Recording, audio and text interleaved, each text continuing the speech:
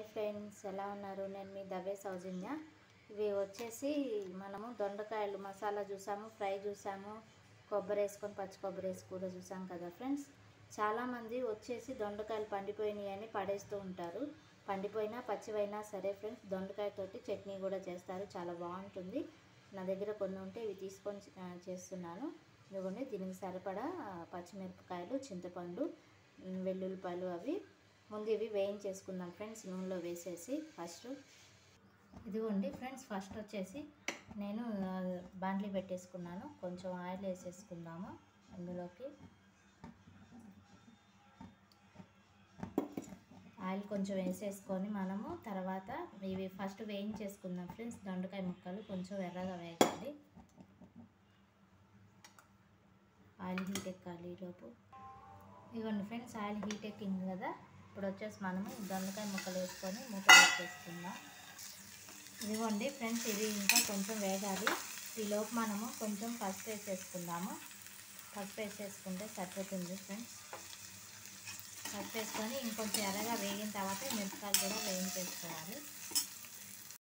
ఇదిగోండి ఫ్రెండ్స్, దొండకాయ ముక్కలు వేయించేసి పక్కకు పెట్టేసుకున్నాను. ఇప్పుడు మనము అదే బాండ్లీలో కొంచెం నూనె వేసి మిరపకాయలు అవి వేయించేసుకుంటే సరిపోతుంది ఫ్రెండ్స్. మినపప్పు, శనగపప్పు, ఆవాలు, పచ్చిమిరపకాయలు వేసి చిన్న వెల్లుల్లిపాయ కూడా వేసుకుంటే సరిపోతుంది ఫ్రెండ్స్ మనకి. ఇదిగోండి ఫ్రెండ్స్, మనం వచ్చేసి మినపప్పు, ఆవాలు, మెంతులు వేసేసుకున్నాను. అట్లానే దొండకాయ ముక్కలకి సరిపడా పచ్చిమిరపకాయలు వేసేసుకొని మూత పెట్టేసుకోవాలి. ఇదిగోండి ఫ్రెండ్స్, ఇది మొత్తం వేగిపోయినాయి. ఇప్పుడు నేను ఇది మిక్సీలోకి వేసేసుకుంటున్నాను. ఇదిగోండి ఫ్రెండ్స్, మిక్సీ పెట్టుకున్నాక రుచికి సరిపడా మనము చింతపండు వేసేసుకోవాలి.